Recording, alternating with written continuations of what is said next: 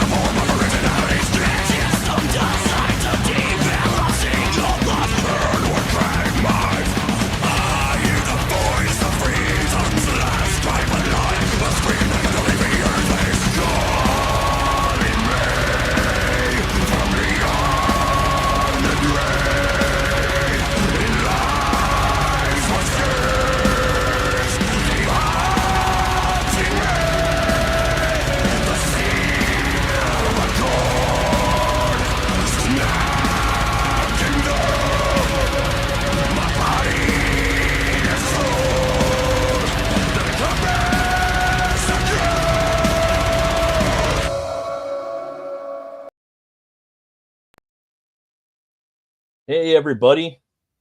Welcome to Metal Movies and Brewsky'S Live. I'm your host, Bat Merc, and this is going to be our 71st episode. Tonight, we're going to have on a couple of my buddies, Jason Bascom and Ink Spots. They're going to be talking about their new book, Frog G, The Cerebus Key. So if you guys give a warm welcome to them, that'd be awesome. What's up, guys? How you doing? How's it going? You've been on the Frog G tour for almost 24 hours now, huh? Yeah, almost. That's cool. You guys launched on Bancroft, I think, right? Yeah. Well, so it's been over 24 hours because it was 9 p.m. Eastern on Bancroft's last night. So, yeah, it was a good launch. It's a great show. Everybody subscribe to Michael Bancroft on the YouTubes. Bancroft's a good dude. Mm-hmm. What's up, Yeah, Alder? Alder, Oliver, what's up? Oh, thanks for dropping the links, brother. Appreciate that. Is Ink back yet, or is he still getting McDonald's?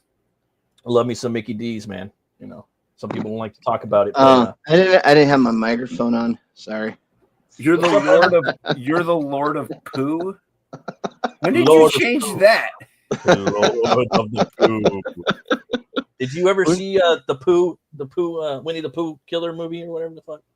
No. Did you see it? I haven't watched it. I want to watch it on general principle.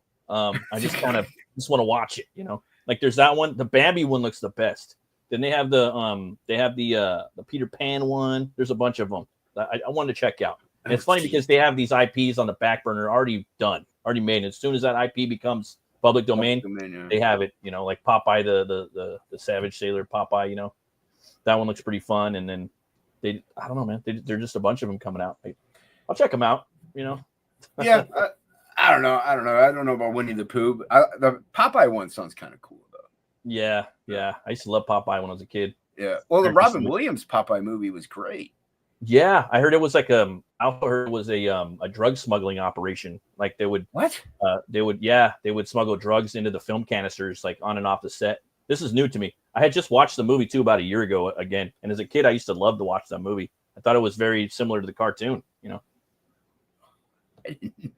Are you sure that's just a rumor? I don't think they actually smuggled. I mean, well, granted, it is Robin Williams in his cocaine days, so they could have. Yeah, I don't know. Yeah, it was on Yahoo.com. I mean, kind of a big site.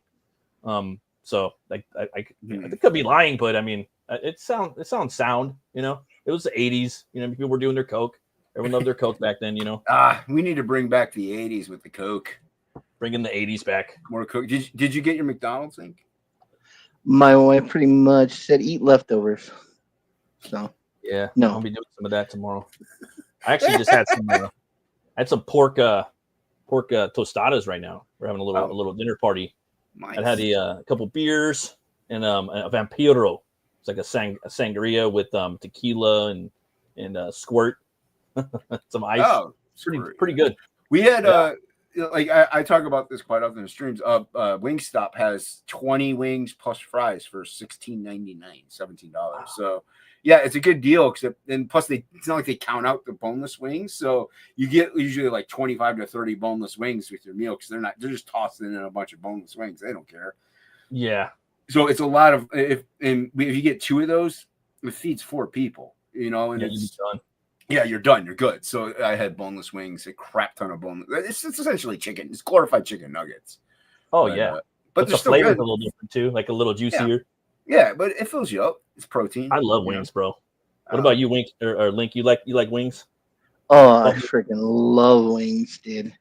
We got a place that does garlic parmesan wings, and I really like those. Yeah, the garlic parms are really good. Yeah, but they're so expensive. Like, you can't even get wings are like 30, 40 bucks. Regular wings, it's insane. Dude, we used to have a place where it was 5-cent wings, bone-in wings. Oh, really? Yeah, this was like 30 years ago, 40 years ago. You go in there and this is called the Chagrin Tavern, is what it was called. And you have 5-cent wing night, and then again it became 10-cent wing night. But still, yeah, dude, like it was crazy. We'd fill up like crazy. But when I was in Florida, my wife and I, we went to ex-wife now, obviously, but we went to this one place. They had this like strawberry wing sauce, or raspberry wing sauce, dude. It was so good. It was like a little bit of heat. Fire. It was a little bit of heat, but it was like a lot of sweetness. So I think it was like I think it was raspberry actually. Good balance act. Oh, good, dude. It was so good. Yeah, and I can't. Here there is one that has like a blueberry one that's pretty good. But you got to get it delivered. You can't go into the restaurant, and so it's on Grubhub, and that costs like $45 then for like 2 wings because getting it delivered to you. So yeah, brutal. It's good sauce though.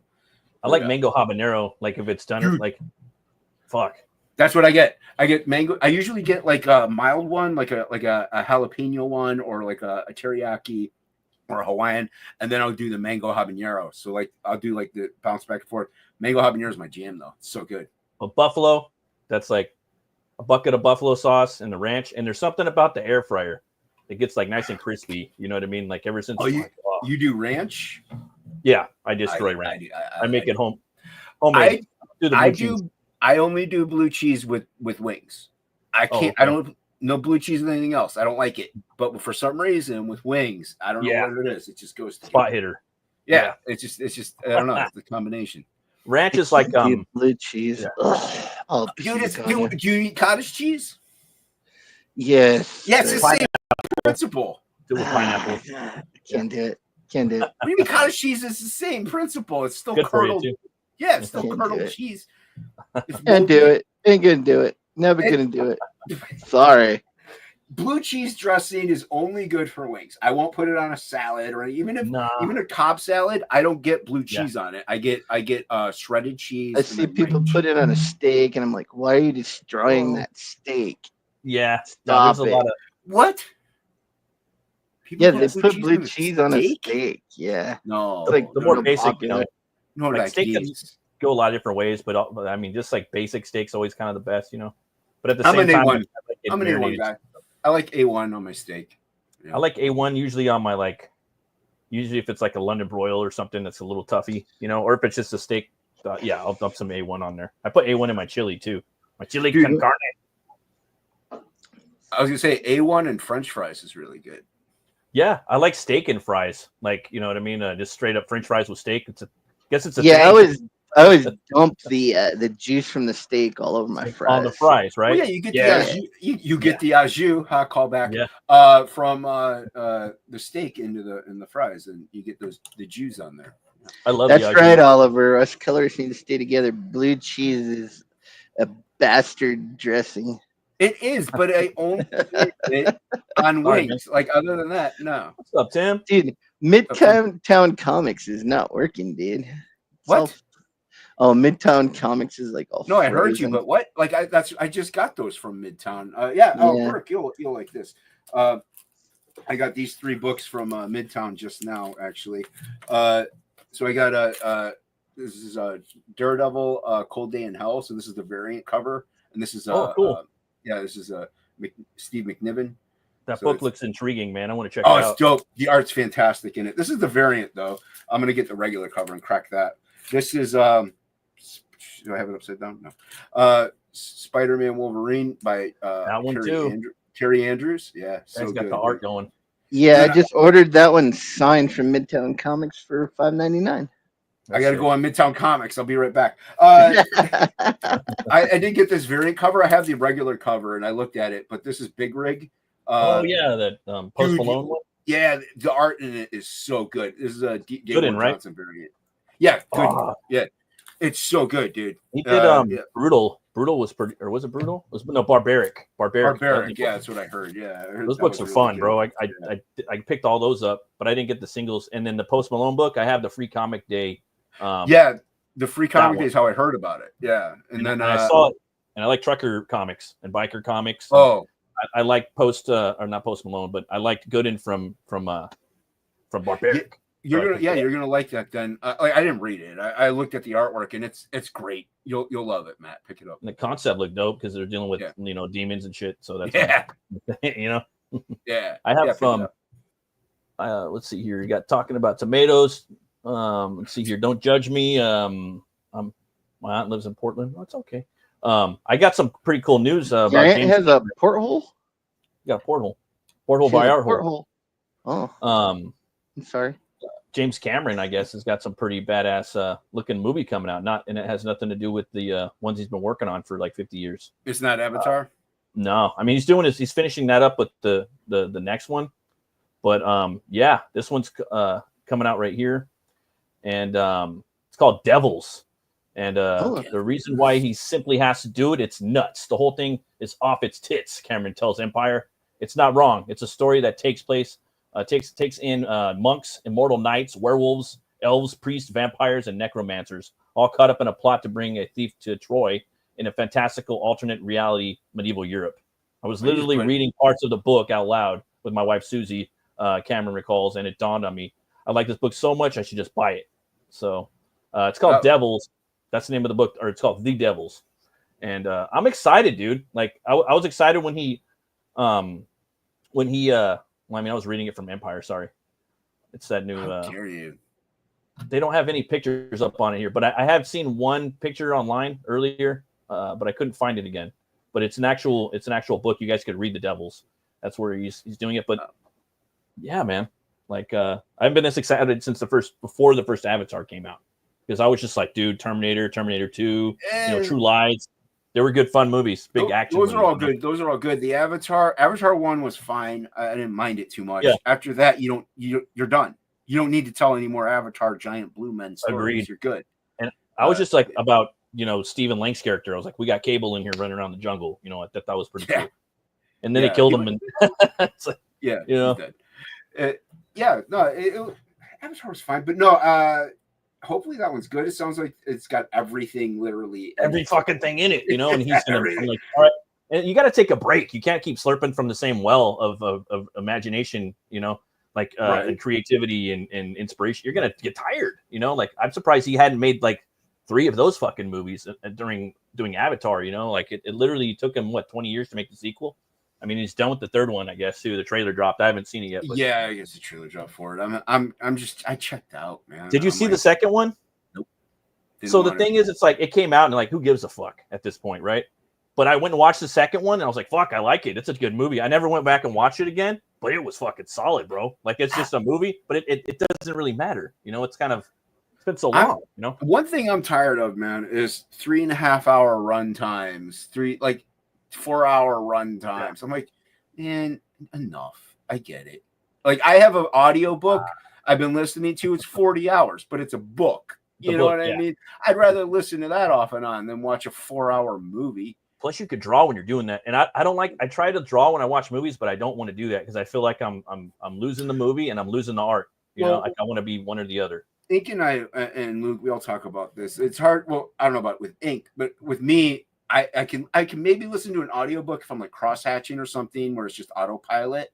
Okay. But if I'm doing layouts or something, I'd have to listen to music or something that I've heard 1,000,001 times that I could just tune out because I'm using the other side of my brain where I'm plotting things. Like it's not autopilot. So if I'm listening to a book and I'm trying to do layouts, I'm not listening to the book anymore because I'm focused more on that. because my brain is trying to do the storytelling. That makes sense. I don't know if it's that way with ink. It's kind of like that with me too. I never really thought about that because then I would have to go back and like I'd have to go back. I didn't retain all that information. Yeah. You know, like I was listening to Candyman, like the audiobook the other day, and it's like, oh, what the fuck just happened? So I had to go back and listen to it again because it's a little different than the movie. Yeah, I'll like phase out when I'm listening sometimes, and I have to go back and re-listen. But for the most part, I'm picking it all up as it go. Well, like, because I'm sure if you're trying to figure out like mixing, like blending certain colors or how they're going to turn out and doing research, you can't sit there and listen to like an audio book at that point, trying to intake everything while you're doing research, and or trying to lay out the color palette on the page, or even lay out the page because you've done some line art, some storytelling.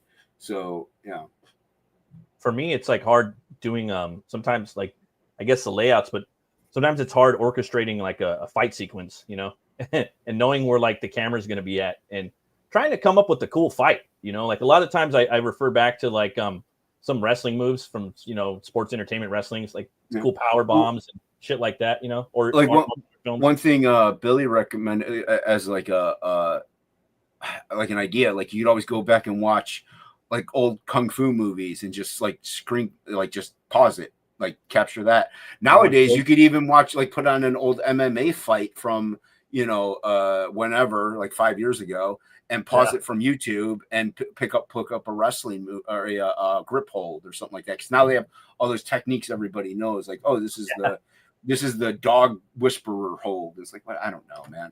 But yeah, it now with the utilization of technology, you can actually pause it and be like, oh, that's what that hold looks like, or that's what that kick looks like midair, or that's what that punch is going to be, or that's how that movement. So you can maybe go back and look, like you said, look at an old Bruce Lee movie or something, and then pause it. And yeah, I like some of the Badger books. Or I mean, the Badger books are dope. Like, and Mike Barron being a martial artist, he would really slow down. He would have his artists slow down the art, where they were really slow to break the move down, and the way that a lot of those martial art moves depicted in some of those books. Fuck, I got to go back and buy them. I was really digging that. They're affordable. Yeah, and they're like really indie. Yeah. Oh, yeah. I have had some of the Badger books. It's funny. I really didn't know like how big Mike Barron really was until like it came around here. Because like I didn't know. The thing is, growing up, I paid attention to the artists mostly more than the writers. Like I know Chris Claremont. Yeah. I didn't know about Claremont until later. Like my buddy told me about him. Like, he was like the best writer on X-Men. I'm like, okay, and John Byrne's the shit. Here, you could borrow my X-Men graphic novel. I'm like, okay. Like, who the fuck's John Byrne? Like, and I ain't gonna lie, because I'm a '90s kid, so I grew up with like Todd McFarlane and Sam Keith. Like Sam Keith was always one of my favorites, if not like growing up. I was never even a huge Byrne fan. Even he wasn't my era of it. He was '80s era kind of hero artist. Well, so. Yeah, but he was '80s era. But in the '90s, Dark Horse put out Next Men, and that's how I found John Byrne. Actually, so you said Next Men, and that is kind of how I more or less stumbled onto Byrne. And then later on, I'm like, oh, look at these older X-Men comics. I don't mean like 10 years later, but maybe a few years later. I'm like, oh, these X-Men comics are kind of cool. The weird thing is, like, they're gonna publish all these Elsewind X-Men books. Yep. I am really excited about that, and I'll probably pick all those up. So that's cool, huh? Like all the shit we didn't read that we get to go back and, like, for me, I never read Walt Simonson shit. I got through. I never even knew who he was. I love Walt Simonson so much. Well, that's the thing. But I discovered him through Ragnarok, and I followed him on Facebook, and then I love the Ragnarok books. If I wasn't a Thor guy, I probably would be in the same boat. But because Thor was my first comic that I ever collected. I stumbled across Simonson, so I'd probably be in the same boat as you are. But I probably would have stumbled across him with Terminator RoboCop because he did that. So his work is so clean and so designy. Like he designs like the hatches are like designed. Yeah, the symmetry and the shapes, and I just seen that one image of the Thor of the first thing he had, and I instantly became a fan. I'm like, I got to find out about this guy, and then he's been writing Thor for 100 years, and some regard him as the best Marvel. It's the best Marvel story of all time. That's what I gathered from a lot of older cats that are well read in Marvel. They're like, yeah, dude, fucking his Thor run is the best Marvel series of all time. Like, it's the best Thor stuff. I wouldn't say it's the best Marvel stuff. I heard it's the best. Like it fucks everything up. I'm like, what? Yeah, straight up. That's subjective. Like, you can't say that because the Dark Phoenix saga, some people consider to be the epitome of all that is Marvel. Then you have also the Born Again. Well, there's also the John Byrne Fantastic Four run. There's Kirby and Stan. Like some people consider that the pinnacle. I'm gonna go with Age of Apocalypse. Age of Apocalypse was dope. It was dope though. And that's his wife. That's him and his wife too, right? That's like Luis and him made up Apocalypse and Archangel too, right? I think they did Apocalypse. I don't know about Archangel. That was my era too, but it wasn't. I have a huge Simonson run on X Factor. So. Yeah. He's dope, dude. And I love his art. And then I'm like, well, who did he get inspired from? Oh, Kirby. Oh, and Topi, Sergio Topi. He's got all these Euro, and it's shit's scratchy as fuck. And like just kind of diving into his stuff and then his Ragnarok. I love it, man. I love his zombie Thor. Ragnarok's so crazy. His whole concept of what he could do with it, I'm just fucking love it. I can't wait till the next one comes out. That's the thing. Everybody draws inspiration from somebody else in some regard and injects it and molds it into their own system and style. Like if you look at our work, you could tell we did it, but we're both influenced by pretty much the same people that, like the Keiths and the Wayshacks and the Siekeviches and all that other stuff, but the Peaks and everything like that. So it shows, but you can still look at Frog and be like, hey, that's Jason and Ake. Like you can't confuse it with, if you look at a Max book and our book, which is which. I have a lot of my influences are like vast too. Anything from like children's book illustrators up to, the pinnacle of fantasy painters, Frazetta and Brom and Bisley and Corbin and Glenn Fabry, like the masters. Yeah. There's same here, man. Like just with artists in general, it just doesn't end. I can't count how many people I've even influenced me that I don't even know their names because it's from a heavy metal magazine that I never really learned to bother who they were. So I just really liked the art style. And so it kind of injected it somehow into my own. So we're all inspired and draw inspiration and are influenced and injected into our own way. And like I said, but we make it ours. You can mimic and copy. Like, dude, how many times have Ink and I have even said this live? How many times you go onto an Indiegogo or a crowd Kickstarter? Everybody wants to be David Finch. Bunch of David Finch clones out there. Like, he's the new one. Yeah, like he used to be Jim Lee. Everybody wanted to draw like Jim Lee. Now it's like David Finch, and it's worse with David Finch because he taught everybody how to draw like him. So everybody draws like David Finch now. And it's like and it's cool, I guess. But why not just take that inspiration, inject it in your own format, and get your own thing. Get your own thing going. Like it's like it might look good, I guess, but it still looks like an imitation of a style. We're not imitating a style. We're doing our own style. We just happen to be influenced by styles. So it shows, but there's no you can distinguish us from other people. I mean, if I'm having trouble like with a page and I can't figure out what I want to do with it, I'll just get out. I have a Dragon magazine. It was like a gaming gaming magazine. Elmore, all the greats are in there. So I'll just get that out. Sometimes I'll just flip through it and then put it away, and then I'm recharged. I got ideas, or I'll just look through a Frazetta book, or even a Mignola. Like you look through some Hellboy. I got those hardcover Mignola books. So.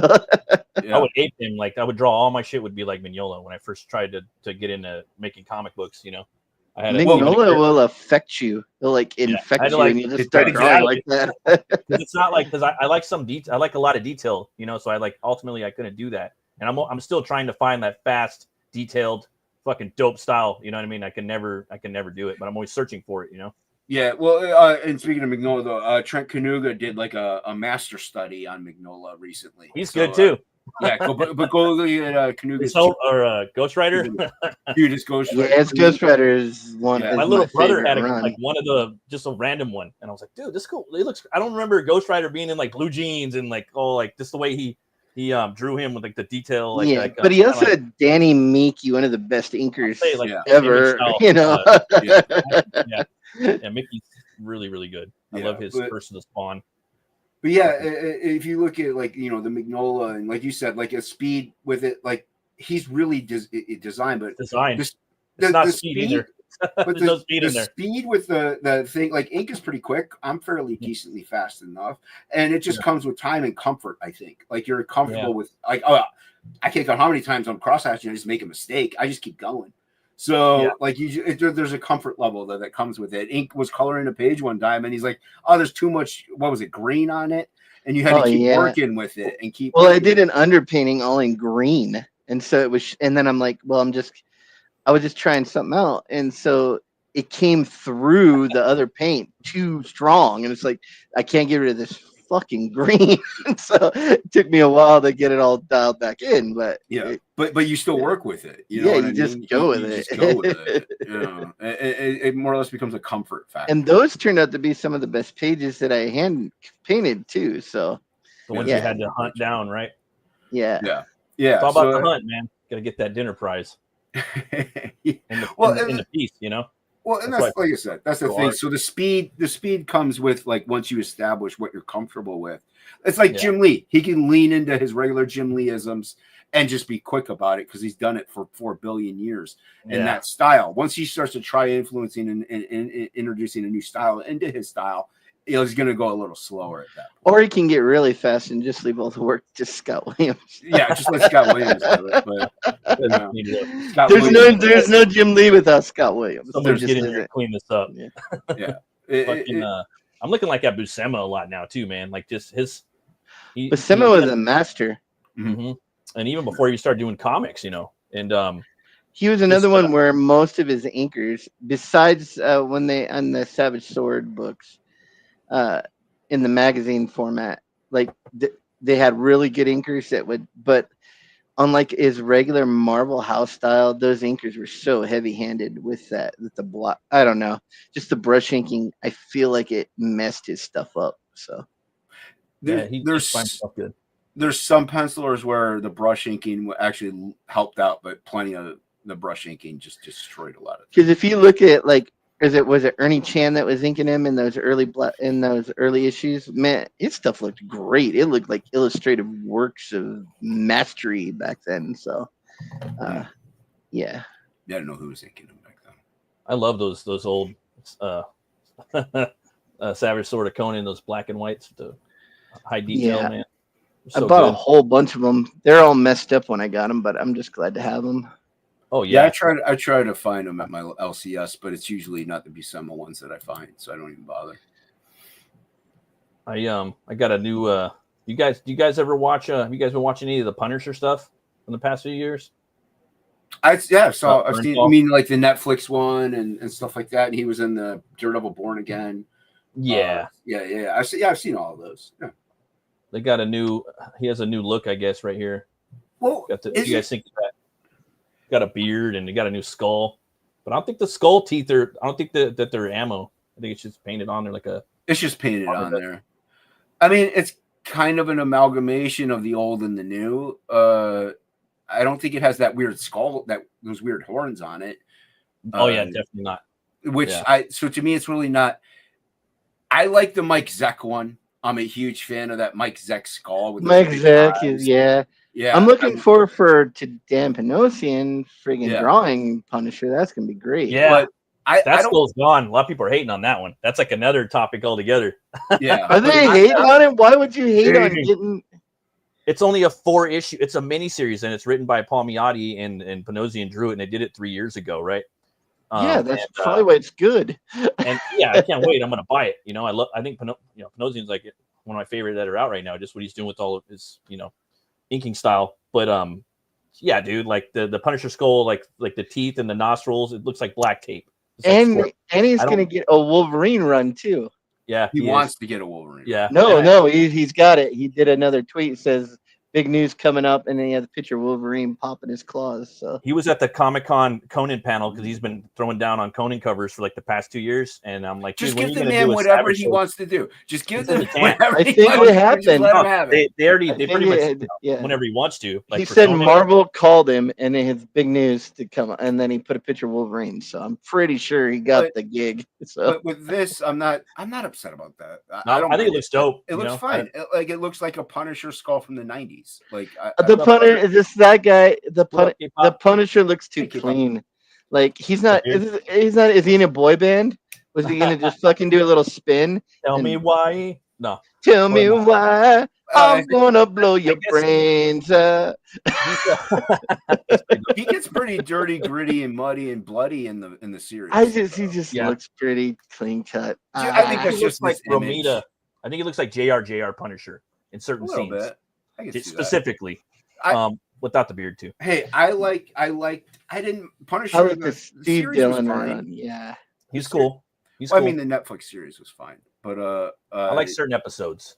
Yeah, but I'll watch this. I think he's good as Punisher. He's writing this one. I was gonna say he's writing this. It's a one shot. It's a one episode. It's just a 1 hour movie that he's writing. So dude, he really, you know what I'm talking? He really likes the character. I just want to see. He needs to have someone just beat his face in and just get some scars, and then he'll break that nose a little more. Definitely break the nose. Scruff up the hair. Really, just miss the hair up. Come on, dude. The Punisher ain't putting gel in that shit.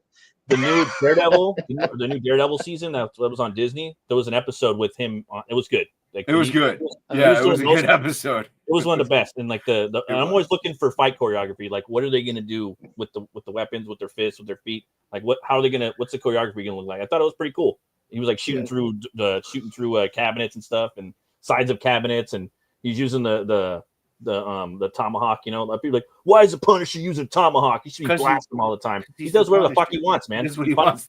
As long as it kills you, he's gonna do it. And I actually didn't mind the Thomas Jane Punisher. I thought that one was fine. I mean, I like them all, bro. They changed the story a little, but it was still he was decent as the Punisher. He was the best Punisher. I don't think he needs to be that deep of a character. We don't need to deep dive into his. The dude does what the dude does.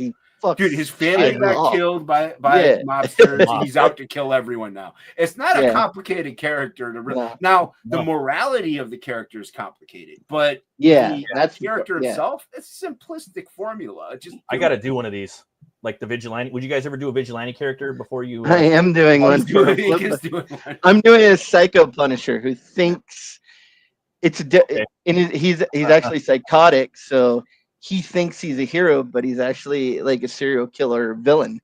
So he thinks he's like the Punisher, but he's really the bad guy, murdering everybody. So it's a good little story. It's going to be in our flip book that we have going on. I have an Indian character, Feather, not Dot, and a Native American if you're PC. That I'm doing of a 12-pager, and Ink's doing his 12-pager. So that's going to be in that. Yeah, mine's called Just a Guy That Likes Skulls. Yeah. That's a dope ass name.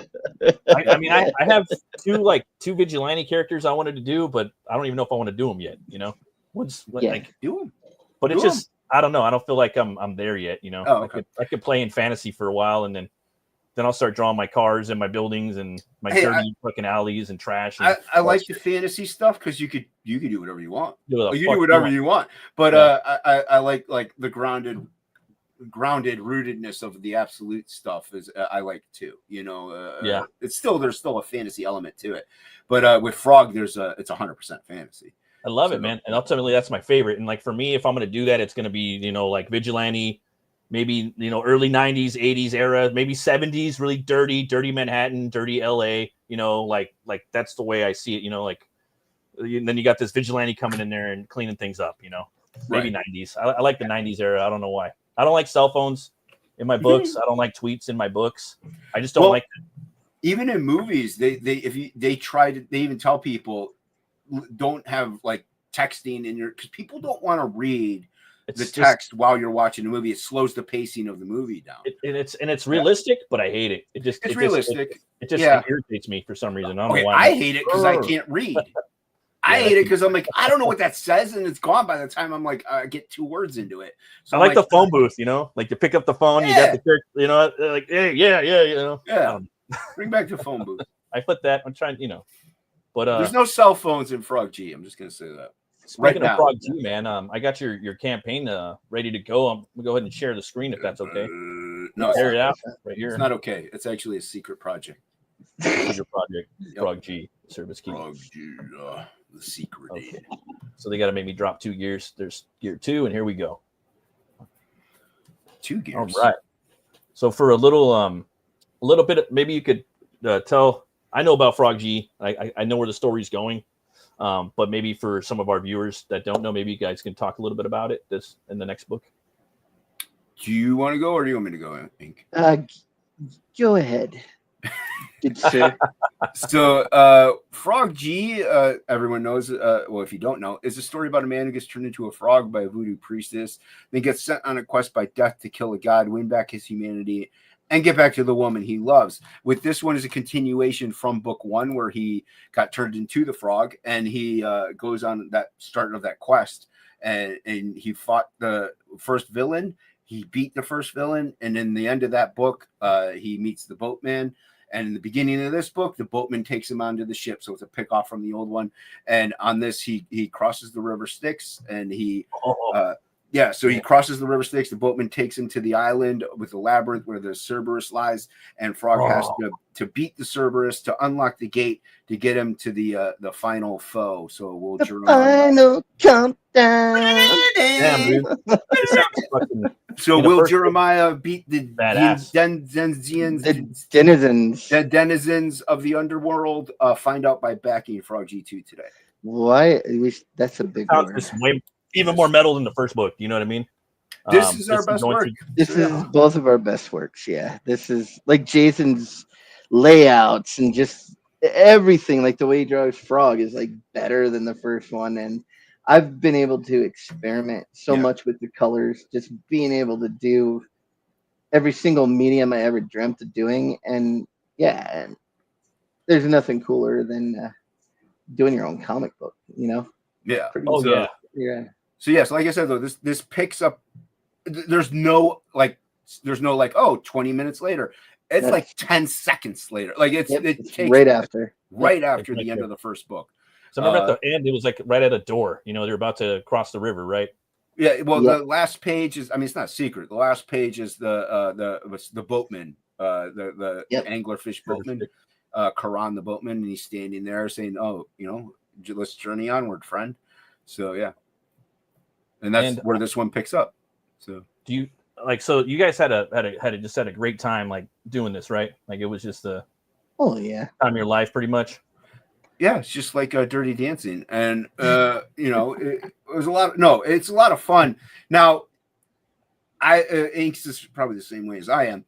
You kind of get a little tired of doing the same thing constantly over and over again. So it is nice to take a little break. You know, do a cool down drawing, or like, hey, I get to draw, you know, as a samurai priest for a little bit or something like that. But dude, drawing Frog is a lot of fun because he's expressive.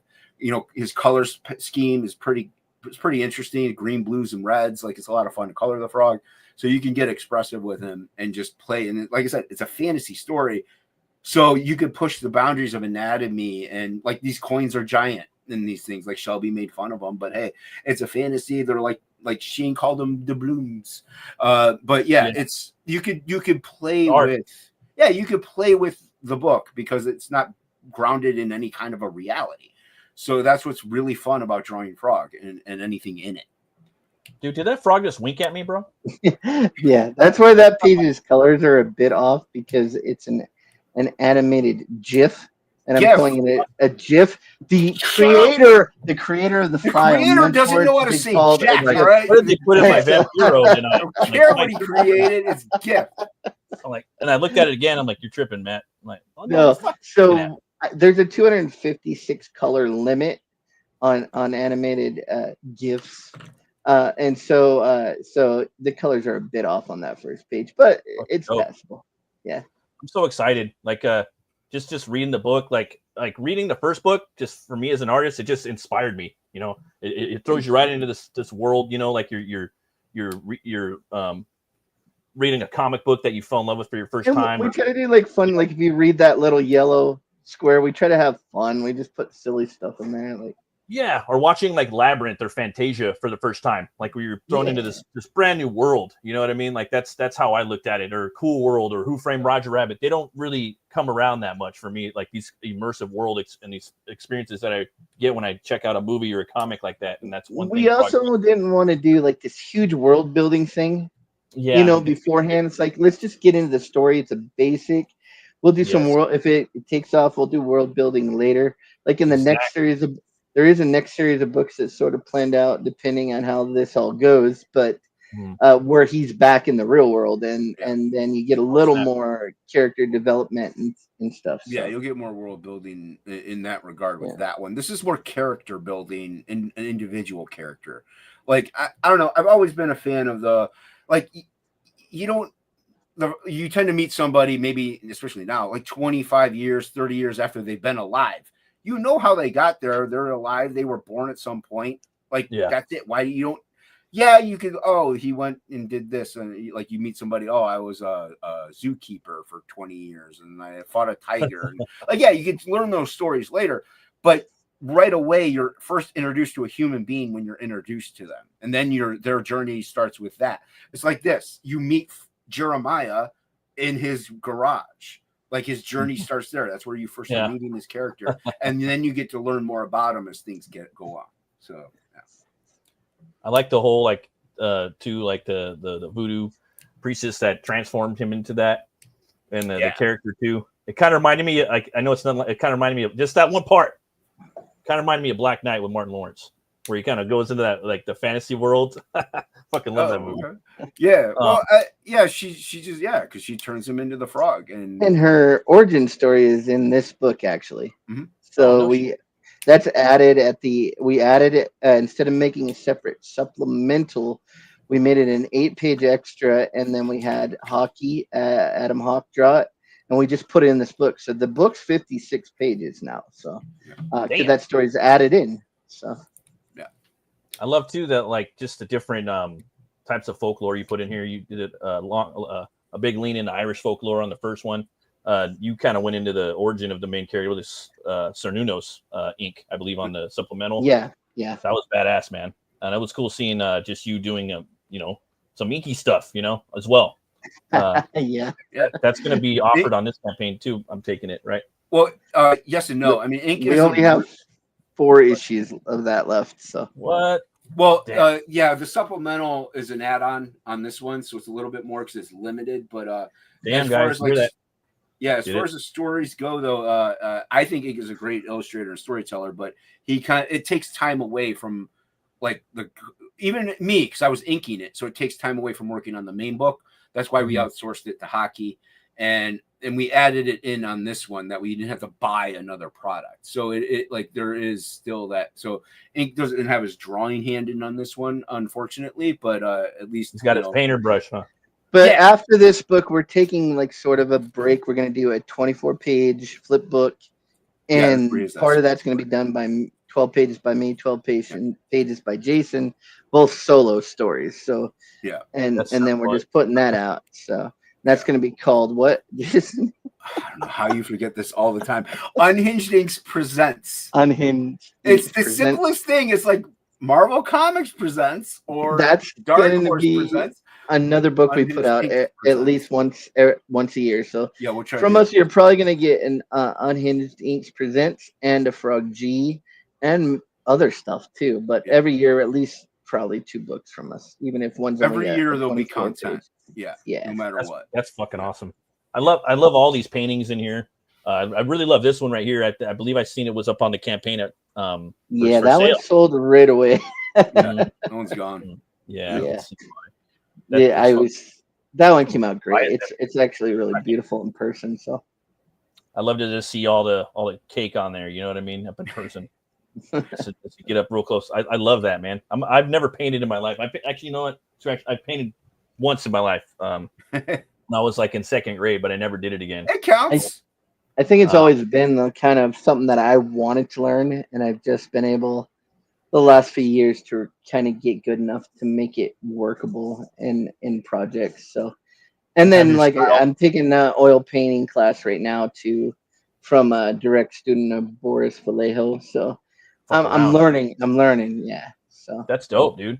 And your style, like I could kind of, obviously your style is going to change. We all change, but I could see your style. Like, oh, that Ink Spots did that. You know what I mean? Speaking of the devil, hey Rick Sailor, how you doing, buddy? What's up, Rick? Thanks for stopping by, bro. Rick. He bought everything. He bought everything. Yeah. Rick's a righteous dude. This is the type of book campaign where you'd want to buy everything, and like you guys are real artists. You know what I mean? Like everyone, I don't know, like old school traditional. You guys really put your blood, sweat, and tears in there. You get your fucking hands dirty. You get your ink and your paint underneath your nails and your graphite, and you make a mess. A lot of people don't do that anymore. We're in the digital world too, though. So we kind of on the line. Yeah. I think one reason also it shows in what we do is because we love comics and we collected comics, but we like Ink was painting stuff, doing other projects. I stopped drawing comic type stuff for a long time, and I was just doing like band art poster type things or like weird illustrations and watercolor paintings, and for like a good 10 years almost. So we kind of got out of it and went into the fine art realm, like both of us. And then when we came back, we injected that into what we do in comics. So that's why you have that flair to it. I think that's awesome. I think all artists should do that. I think they should all be just trying to do more things as artists, never stopping, picking up different techniques, different mixed multimedia, carving wood, like whatever it takes, especially for comic book artists. You can just, like you said, take that and do something more with it. And even if you can, like doing this now, you could still do fine art. I think that, and go back to that, because I think that one is going to inform the other, and it's going to help you go back to the well of rejuvenation and inspiration. And you could keep running that cog in your. What I like is there's so many different ways to do art too. Like you might, I just found an artist that does oil painting, and he paints his underpainting all in black and white gesso. Like he uses the gesso that you usually prime the boards for.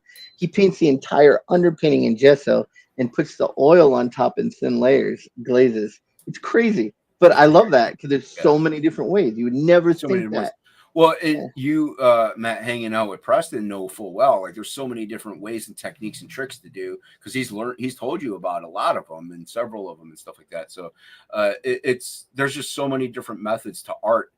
You can use them here. Now, it might slow down the process. That's why it's easier to do it in an indie scene. You can't do that on a monthly schedule, probably. No. So, we're fortunate in the regard. No, I mean, we're taking a year to do these books. Yeah. So we have time to do that stuff. Yeah. Kind of doing that now, and it's unheard of, and it's really been unheard of, is Alex Horley's painting painting Conan the Barbarian in 25, and it's taken him a year. So it takes him 1 week to paint the whole page to, if you think about it, it takes 5 days to dry. It takes 5 days to dry. Imagine doing a whole comic in oils. It's insane. It's 30 pages. And he says, like, the 5-year-old in me would like, be mad if I didn't do it, or the 7-year-old. He's 50 something now, so he's like, wow. And no one's ever done it. Like, no one can ever think of a painted Conan comic. I'd fucking love to see a Conan comic painted and just done by both you guys. That'd be sick. I'm always so we have kicked it around about maybe doing a whole comic, a mainstream, maybe Spider-Man, something like that, and then trying to get them to pick it up. We have talked about that. We've talked about it, like doing like a kind of like Byrne did with X-Men, like doing our thing, not publishing it, but just submitting it and saying, hey, what do you guys think? I've actually written a Spider-Man story with the Purple Man that just fucking kills. It would be brutal. You're kind of moving that way too, like licensing. Like, we're about to be in a big licensing era, I think. Yeah, where those characters are just licensed out to different people. Yeah, I would rather work DWJ. That's what he did with like Beta Ray Bill. I heard, like he just has the story and he sends Beta Ray Bill. What a beautiful book, dude. You know what I mean? I got this story. Here you go. It's already done. They're like, yeah. Well, he's also. What do we do? He's Big Ten. He's Big Time. He can do that. So, but it would be cool to do. Who knows? We'll see. That takes time once again, though. So yeah. Hulk would be cool too. I love Hulk. He was like the first maybe the first comic book character I ever knew. I would think almost no matter who it would be, we would have fun working on it, and we would Wolverine. make our own flavor. Oh, dude, Wolverine would be disgustingly fun. Punisher, Punisher becomes dark. I haven't drawn a good Punisher that I'm happy with. So I've a lot of like, I don't know, a lot of blacks and whites and gritty like. Yeah. The thing is, we have our own characters too that we want to do, and we're old. We'd like to get some of that out. Like, I have Metal Man Rock Boy, and he still hasn't hit his prime on Samurai Priest. Samurai Priest is a great character, so he's got some more books in him of Samurai Priest. So, 100%, man. Like, there's always the thing of like, baseline, like no matter what, like you want to get all your own characters out there, like that's like the main thing, especially in the indie scene. Like, why the fuck am I going to draw and this? The more books we put out, say one crowdfunding book doesn't do that great. The thing is, we have those books done now, so the more stuff we have done, the more stuff we can sell. We have passive income. We're going to try to get picked by some mainstream indie mainstream indie, like Dark Horse, someone like mainstream that. Indie, and so we're just at the start. We get these 3 books out, and we have proof of concept. We're ready to go, and then the more stuff we get out, it's just more to add to our body of work that we have. So 100%, man. And even if we're stuck doing this and never get picked up, it's still fun. We love doing it, and we're going to always do it. You know, it's just like I said in other streams, like if I go a couple days without drawing, like I kind of I feel ill. Like I don't feel right. So I have to work on something. And let's say I don't ever work on a comic again, I'll still work on art all the time. You can't stop, won't stop, crack like wow. Yeah, no, I feel the same way, man. It's like it's art basically for artists. It tortures them when they don't get to work on it. It really, when you're not working on your art, you're being tortured. That's why going to work sucks. Mm-hmm. Yeah, every hour at real work is torturing you, and it's not something that you want or you don't want. It's just in you, and it's like, you know what I mean. Like sometimes I say, my work, I own a business, and I loathe every moment I'm working. So it sounds lame and gay, but you're being tortured when you're not working on your art, and it's as simple as I didn't get that. I got that from Clive Barker, and I do believe that. I do believe that. That's why I hate when people that have the, what do you call it? Capacity. It's privilege to do that for a living. Like you were just raised in a way where you could actually make that happen. You have the privilege of doing that. And then you have the gall to say, I hate doing that. And it, that would be kind of like a weird situation. I don't want to anything from you ever again because you're doing my dream job that I would love to do, and I would be so happy doing it. And you're like, I don't want to. Shut up. Yeah, right. You got something special right here in this picture. What are these? Some type of carvings within a frame box, or? They're lights. Frog G in the Big Daddy tier, and also you can also add them on limited number. But Frog G's doing these lights. So Frog G has a drop light. Frog made these lights for Ink, me. I think Shay has a light for something. Luke has one where he's going to take the cover to Frog G2, and it's going to be like an opaque plastic thing, and there's a light behind, and it shines through. So it's like a nightlight. It's like a nightlight. Yeah. And if you expose it to the sun, it also will glow in the dark. So it's kind of cool. It's really cool. Yeah. So you can get that with the Big Daddy tier or as an add-on. I don't think I'd be out of line to say that like a blacklight poster would be bad for Frog G, right? It would be cool, but it wouldn't. I don't see it in the cards. We keep telling everybody it's like we want to make comics. We don't want to make merchandise. So like if we were to do a blacklight poster, we would just do a blacklight poster of the cover. Like, because the whole thing is like with these tchotchkes and trading cards and bookmarks and magnets and everything. Oh yeah, you gotta draw it. Like you gotta color it. You gotta and the cost adds up. Adds up. So you're now not working on the book. Like you're not putting money into the book. You're and I get it. You could crowdfund, put a stretch goal, get more money in, but we would rather get a stretch goal towards the comic.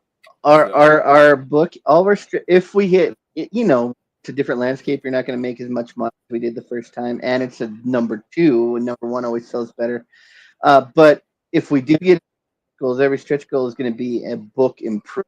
Like we're going to give you better books. Like, you're going to get the UV on the title again, which is awesome, and things like that. So gonna pimp your book, or pimp your book. Exactly. No, I like that too. Like personally, I like that. And then I like just maybe getting another chapter or behind the scenes shit or an extra book. Like for me, that's always like for like crowdfunding comics talking wise, that's like what I always like more, like I remember like the whole tchotchke era, but like speaking on like a different topic altogether, right? Say you guys got your own web store, right? You're not, and you're maybe years down the line from now, I just see like a blacklight poster It's just something that kind of goes cool with anything's possible. Anything is possible. That's something I would sell though. Like, like right now I feel I'm with you guys on no, it's a fucking book, dude. Like it's just a book. It's just a book. Maybe like one or two things, but book. Yeah, but it's like I said, if we make so much money as to where we could quit our jobs, live comfortably, and then also make the comic book and there's extra income. Yeah, why not do a blacklight poster? It doesn't even have to be for me. It doesn't even have to be as much as I make now. I'd be happy be happy on a livable wage, Livable wage. Yeah, but that's same here. If everybody is. It's not. That's a dreamland for most people in comics. Mm-hmm. If you're doing it, you're very lucky. So I love these pictures right here. Your workspace. People love that shit. I'm not the only one. Artists love seeing shit like that. All the tools. I just wanted to show that we used the kitchen sink at it. We used everything on this book to see how the sausage is made. You know what I mean? Yep. All of that. Man, this is. So I've done most of that like live on streams too during topic lists. Well, that's what I tell everybody. Cool, man. I've drawn pretty much the entire book live. So if you go back and watch all my streams, you don't even have to back the book. See the whole book, yeah. Oh, and Christopher John's card, you got to go back down. Yeah, go back, scroll back. I love his art too. Yeah, man. go back up. I don't see much of it. Where'd it go? Go back up. Oh, it's up here. I think it's back up. Yeah. Yeah, up here. Going. Right. But yeah, right there. Yeah. Okay. So he drew that, and I colored it, and we love Christopher John's artwork. It's just so good, gorgeous. Yeah.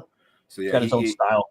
Yeah. And he did that quite a bit ago, and we're like, yeah, this is going to be the foil card for book 2. Like we pretty much we're like way ahead of time on it. So yeah. Rod Nairn did all the transparency on the wings and everything, and got all the eyeballs shined up. Looks great. He did a great job. We're gonna make a movie of Frog G. Okay, Disney comes to you. They're like, hey, we got here's $5 million each. Let me get the rights, or not. Either way, we want your input.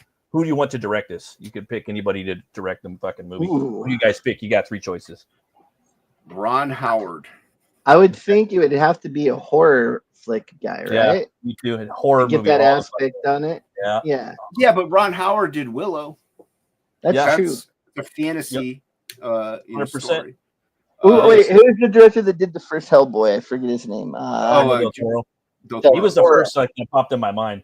Del Toro would make a hell of a Frog G movie. Yeah. Because basically, what is Frog G? To us, it's Hellboy mixed with Spider-Man, so it would fit perfectly. Sam Raimi. Yeah, Raimi could do it. Yeah, he could build worlds. You want this person that could do something tangible but have a lot of color and make it. What do we got? We got a voodoo priestess. We got a character that represents death. We have a character that represents Satan, and we have this dark god. Well, if you look at it's a horror movie. Yeah, I mean, Sam Raimi did. Sam Raimi, he did the Evil Dead movies and stuff, and those have a little bit of humor mixed in with the horror. So, yeah. And he did the Oz movie too, the great and powerful Oz movie. Fuck it or hate it, but he knows how to do big, that big scale of fantasy. And there is a good amount of whimsy in with Frog. So I think Sam Raimi might actually be a good pick. Yeah, Raimi would be good. I always, he never he would do a good Conan. Like a lot of people probably wouldn't pick him. Maybe even Robert Rodriguez. I know he sounds kind of out of left field, but he would be good. But Guillermo would probably be I would think he would handle it. He's an easy Yeah, I can imagine that. That it wouldn't be too bad either. And $5 million. I'm sold. $1 million, no. Million sold. Give us $50,000. You can. But we need options. We need a percentage. Yeah, exactly. We want the toy rights. And the rights to keep doing we want merchandise and comic book, right? Yeah, that's what we want. Look at that first Hellraiser movie, bro. He only made that for $1 million, and he directed it too. It's pretty wild. But yeah, you guys got some pretty affordable tiers on here, man. You got the 2 covers for $30 right there. Yep. So we reduce the price of the books, and we reduce the shipping costs. So. Yeah. And how many pages is it? It's more too than that. It's 56. 56. And it's not it's like So you increase the page count too as well, right? Yeah. Wow. Yep. Okay. Well, that's what I'm saying. Like I've heard other people say on streams. Oh, like other people are saying people are reducing prices to try to get more backers. With us, no, we're just reducing prices because the economy sucks. Yeah. Like we want you to back is all. Like we want to get repeat backers. So plus we know what we can do it for now. We did the first one, so we kind of know what it costs. A lot of the costs are up, but shipping is always the killer of any. I would say like these guys that put super low goals. It's like, you're not going to do 100 hard copy books for $1,200. You're just not going to do it. So it changes too every year, you know. Like I haven't done a campaign in like 5 years, so I can't even imagine how much the fucking everything is, you know. It's gone up a little bit on my shit. It's gone up a little bit. Yeah. You'd be surprising how it hasn't gone up as much as you would think, but it has. That's why I say a little bit. It's not like it's skyrocketed triple with shipping, especially, but it's gone up a little bit. And we're gonna, like when I was shipping out Absolute 2, let's say I live in Ohio, to ship to Pennsylvania, it was like $560. With Frog One, it was $660. So, you know, and I know everybody's like, oh, but you charge $10 for shipping. Yeah, it's like, yeah, but you can't charge by individual state. It cost me $12 to ship to California. So now we're charging $8. You know, it almost costs $7 to send it. Plus, we still got to have a Gemini, the tape, everything to do, and his time. Like, so we're actually losing money in shipping on every book. So we're gonna lose money in shipping, but it's not like it's gonna be thousands and thousands of dollars, but it's unless we get a lot of European backers. I know Skunk backed it. He lives in Germany. We did worldwide at 25, and some places cost 85 to send it. So it's gonna, you know, so, that's wild. When you guys got the variant up here too, 18. Yep. Yeah, that's Chubbs. Carl Stefan from Mary Boys. Yep. Oh, cool. He did that cover, huh? Yeah. It's Carl. That's awesome. And ink colored it. Yeah. Fuck yeah. And you got the catch up #1 with variant #2 with I think that's Boob Dan's art, right? Well, and Rainey, we pick which one. That's why you get a lot of money off that tier. It's a randomized picking. So okay. You're getting a first print of the first book, but it's going to be a variant, and we're picking it for you. So you get a lot of money off. We only have a limited number of copies of our cover for the first book. We only have 50. So, yeah. But now, if you add on either Irene or Plagueis in the back end, then you could pick which one you want, and it costs a little bit more. A little bit more. Yeah. Oh, okay. That makes sense. We're trying to get people to get the book cheaper. They can catch up, but also we're getting rid of some back stock. It's harder to sell the variants. Like, it's weird, but it is because people want our artwork. Like when Jason goes to a convention, they want his artwork. They don't want Irene's artwork, even though it's a beautiful cover. They don't want it. They want Plagueis' cover, even though it's really rad. And not only that, they're also more limited. Like it's a print run. It's a third of the print run for those two covers. So Irene's cover is only a third of the print. So it's 1 out of every 3 is that variant. But you try to tell people, look, it's rarer. They're like, well, yeah, but you did that one. I'm like, okay. They just want your art. They want yours. Yeah. I get you 100%, and I get them too. You know. Now, when we have Preston's cover, I think it's going to be different. That's going to be the only cover. It's the only cover. I think we may just have Preston's cover because it's so good. No, we have to do our own. We'll do our own cover, the other two. But Preston's cover for book 3 is going to be amazing. Holy crap, it's going to be good. Yeah. Looking forward to that those 2 covers were dope though, and so is the cover for Frog G2, the variant. Chubb did a great cover. Like we got great talent on every single one of these campaigns. Hell yeah, spare no expense. Oh, 100%. All the covers are great. The artists, they're all respectable. Have their. We're getting people we're fans of and that we're friends of. Like that's even with me and Jason. Like I was a fan of Jason's before I ever partnered up with him. If I didn't like what he was doing, I would never partner up with him in the beginning, you know? I wouldn't have asked him to color my stuff if I didn't like what he was doing. Yeah. So I wanted to work with ink. Yeah. So it's always a good thing, you know, when you can work with people you respect, you know, and you like their art style.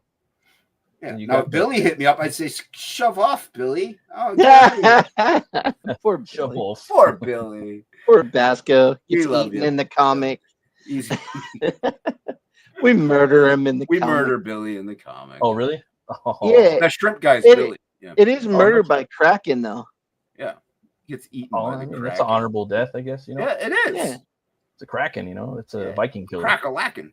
Not everybody can say they got eaten by a Kraken. Come on. Right? what's his face? They just like fell off. Jack did from Black Pearl. Jack Sparrow. Oh yeah, he got eaten by the cracker. What's up, Montoya? Stopping by, man. What's going on? And then you got the catch-up book 1 and 2 main covers. You get those if you want. Yeah, so we had to charge that main cover at full price, and then 18 on the second book. So. Yep. Then you got the sketch card with the main cover. Yeah, that's just a line art sketch card. So that's me. So that's why it's for you get a sketch card by me and the main cover. And you get a book with every art tier. With that, at least one. Every tier. And then if you want ink to color it, we have those sketch cards too, where I'll draw it ink colors the original. So it's an original sketch. For $30 more, you can get it colored. Yeah. We want people to get affordable art, obviously, if they want to get it. And I think $70 for an original piece by Ink and Me is actually really good. I mean, trading cards are dope. They have originals drawn and colored trading cards. Pretty rare. Not only that, you get the book, so it's actually not even $70. Yeah, and you get the book. Yeah, and then I don't know, man. I really feel that Rick, hi Rick. Hey, how you doing? I really feel that original art, man, is going to be more sought after in the coming years because of AI and whatnot. That's really a bit of what we're thinking too. Like, if we want to keep selling independent comic books, it is nice that we're on stream. We can prove like we drew this ourselves. This isn't AI stuff. We did this, and AI can't copy what we're doing. It can try to get close, but there's a human element that AI will never be able to do because we're flawed, and it shows in our art. So, oh hell yeah, man! I did a whole video on that shit too, about how AI is corpo and art's way more punk, and just all the dude. Yeah, I agree 100% with you wholeheartedly. And just regular people like that aren't just normies are talking about how like they've been talking about original art, and people are learning about comic pages now. That's the reason I wanted to learn how to paint. I wanted to learn to paint because I can paint in that digital style, like the Disney style movies. But that's the first thing that AI trained on. AI can do what I do in a snap. AI can't paint it with real paint like I can. That's something that's not going to be able to do. So I had to transition from like I really learned everything there was about digital painting, and I have to go basically to where Preston is now. I have to go that direction to where I can do all these original paintings without the use of a computer. So, but at the end of the day, I always love the original paintings more. I mean, I can lie. Like there's just something about it that I could hold in my hands, and I know that ink's like his hands touched it,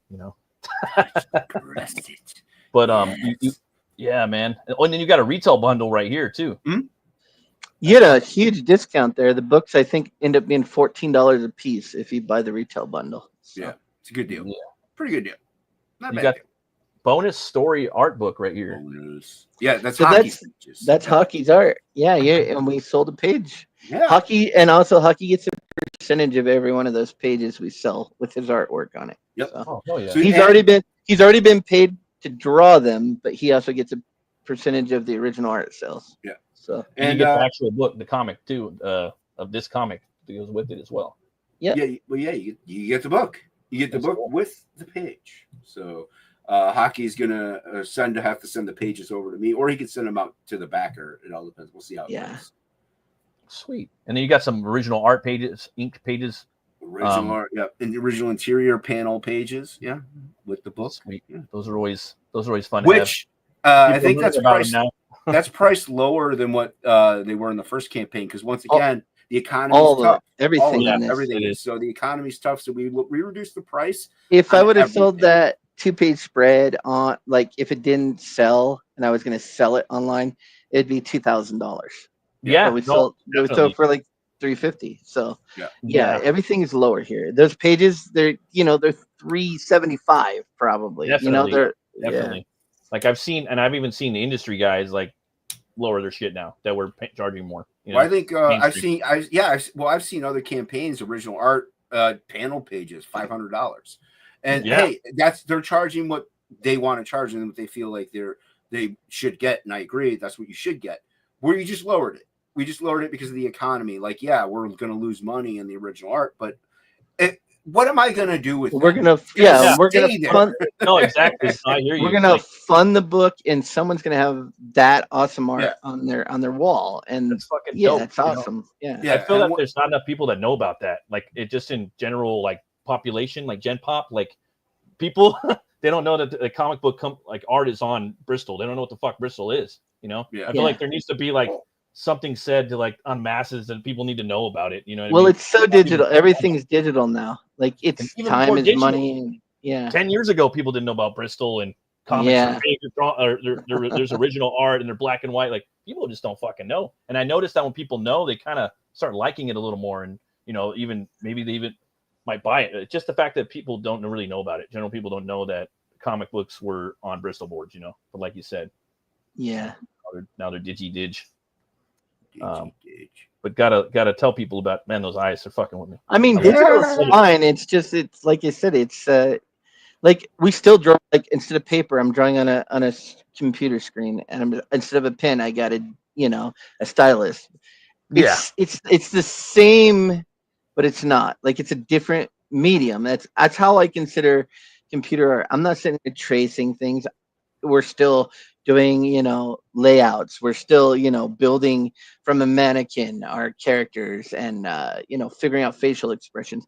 All the concepts are the same, except you have no original, and that's where digital sucks. There's nothing there. Like, there's nothing tangible. Well, and especially with crowdfunding, with the campaigns, a lot of your, especially early income, comes from people buying original artwork. So, it helps to have originals for sure. But it helps to have originals that you're willing to sell.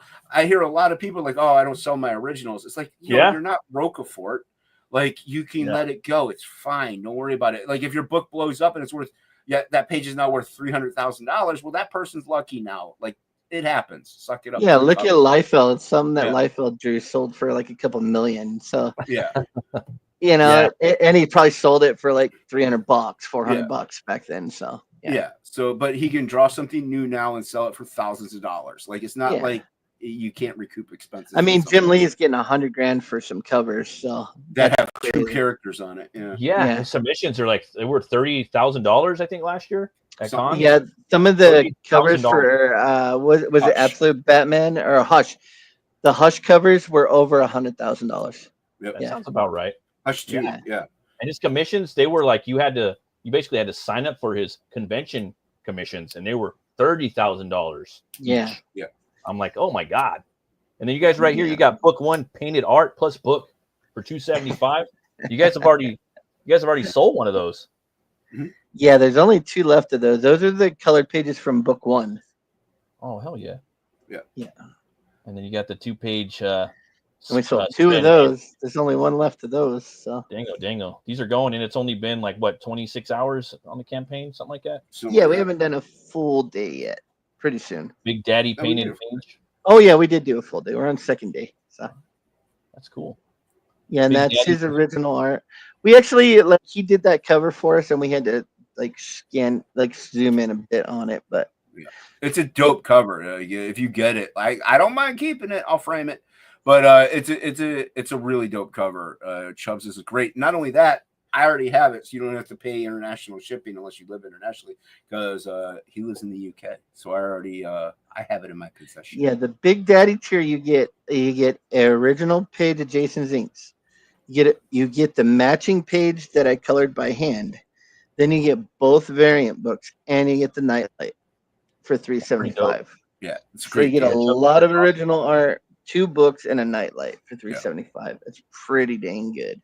Yeah. And I'm cool with digital art. Like, I would do a whole book like that, In some ways, Absolute Book 1 was all digital. I also know that it can, you can get sucked into the over detailing sometimes, if you don't set up guardrails.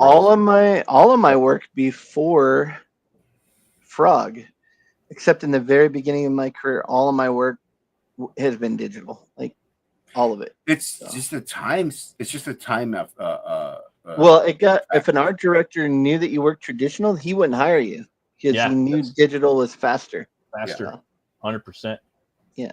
Yeah, and I can work faster traditionally, but I still can also do just as slow traditionally as what I do digitally with all the zooming. So it's it all depends. Yeah. You got the variant cover art right here too, plus the books. So that's Chubb right there. That's Chubb's. Yep. Yeah, it's all ink wash. It's pretty cool. Yeah, I love his style, man. I can't that's wait. Why we got. Yeah, that's why we wanted him to do it. Yeah. And then the main cover to this book, looks great. Actually, looks great. I really like that. The eyeballs on the tree and stuff, they're pretty rad. It was a fun cover. I kind of been thinking of the cover for 3. So yeah, I got to think of what to do. But yeah, I'm gonna go ahead and refresh this right here. You guys come check it out. I got the link pinned at the top. You guys are at 31 backers. Yeah. Thank you everybody for backing. We really we had a good weekend. It was a good opening weekend. Yeah. Looks like you guys got a back. Hey, thank you. Oh, we appreciate it.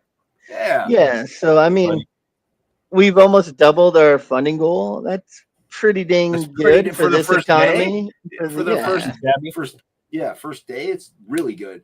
So I'm happy with it. I'm very pleased with where we're at. And like I said, if it wasn't for the fans and the backers, we wouldn't be where we're at. So thanks everybody.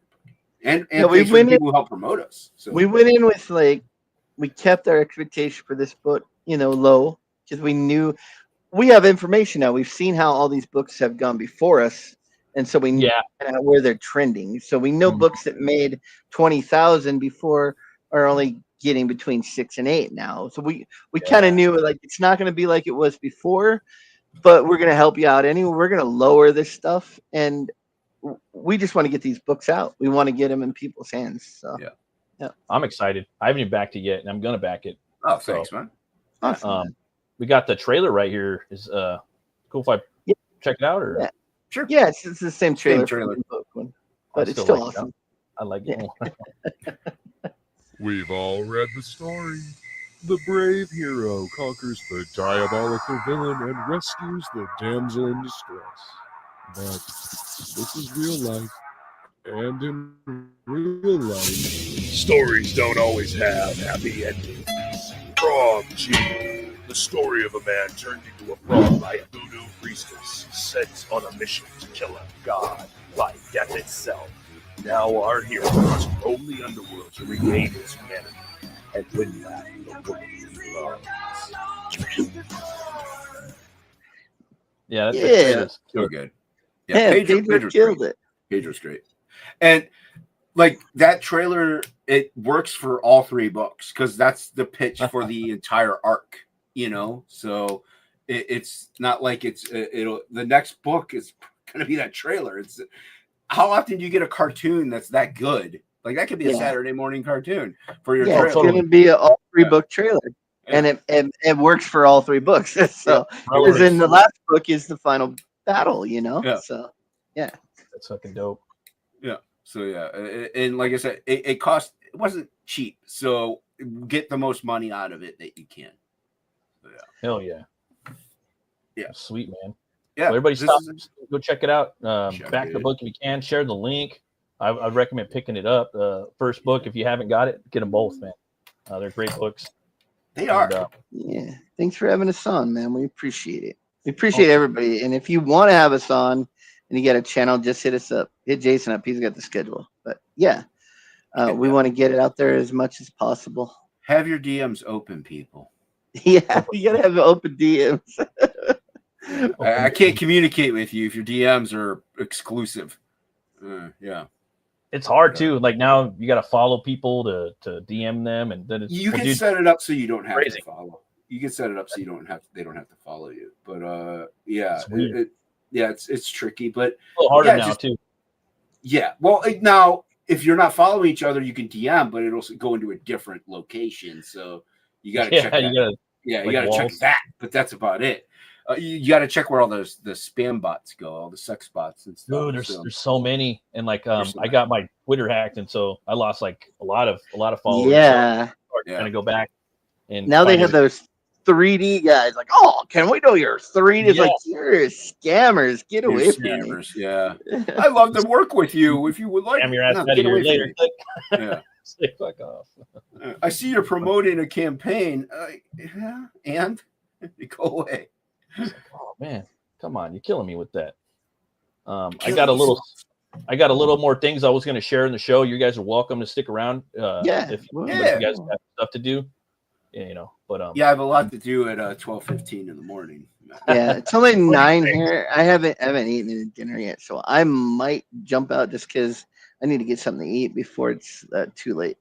Oh, for Cheezel, I'm going to be going for another half an hour or so, and then. I think if you got to go eat, go eat. I'm sticking around. Yeah. All right. Thank you very much again. I'm gonna kick out of here if I can figure out how to get the heck out of here since they changed everything around in here. Just close this. Hit the red X in the top corner. Okay. Yeah. Oh, that all I gotta do? Yeah. There you go. You figured it out. Yeah. It closes all the tabs out, so I hope he didn't have anything open he wanted. But sometimes you just gotta hit the little, red. Yeah, X I've done that plenty of times where I'm like, I don't know, because sometimes I'll have tabs open. I'm like, I don't know which one I'm on, and I just close them all down. I'm like, well, I don't care. Yeah. I was at the art store this last weekend, and it came up on this pretty badass book. Got to show it, man. I definitely think it's cool as fuck. So.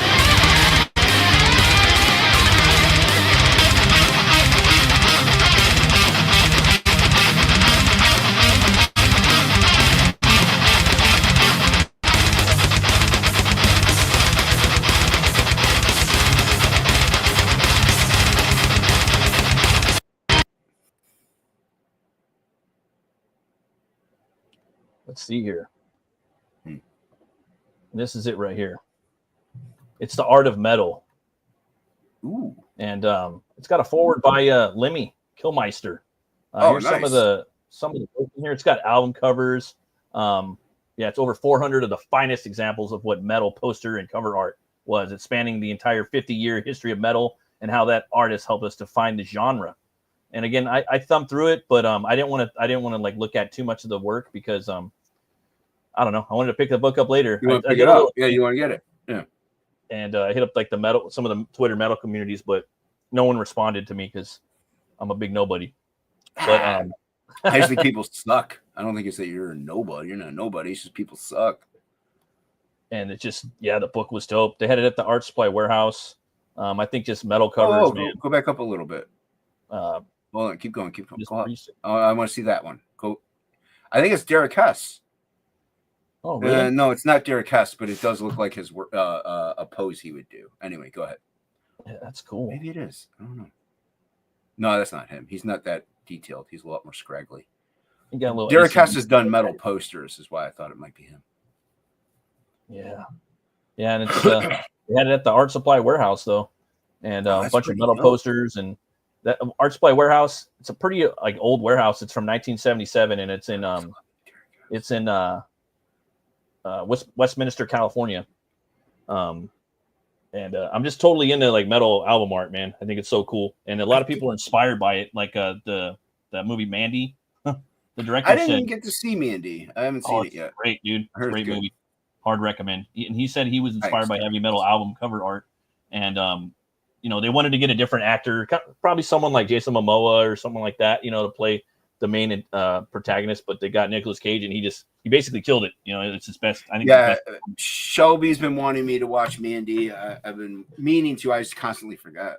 So, it's a must see, and it's 3 chapters, and like the 3rd chapter is the best part of the movie. It's where all the fucking barbarian, badassery happens. But that's something I think I would like to check that out, man. I think that's a pretty cool pretty cool book. Let me do the old googs. Googs. Yeah. Because I want to show you what I was talking about here. You guys should go check out that stream on Tuesdays. It's a fun live draw stream. It's supposed to be on my channel, but Narwhal Perberg did hit me up asking if I would want to come on Tuesday. I'm not sure. I think he meant this Tuesday. So Luke's going to have to co-host or going to have to host. So we'll see. Open link. No, open. I want to open image in a new tab. yeah, Topicless is a lot of fun. We alternate between Luke and me on our channels, and it's hard for me to open image in a new tab. It's hard for me to talk and read at the same time. So yeah, so like I said, it's supposed to be on mine this week, but it's on Luke's. It's on Luke's. But we have a lot of fun. We draw. We try to have you on, but you're always working. Yeah, man. I wish I was off at that time. I've been working. But turned into a night owl. I used to be a morning bird. I prefer mornings more than anything, man. I like getting my sleep at night, but turned into this creature of the night over the past 3 or 4 years. Am I sharing the wrong screen? I think I'm sharing the wrong screen. Oh, no, you got it. I got it right here. No, well, that's not the one I wanted to share, though.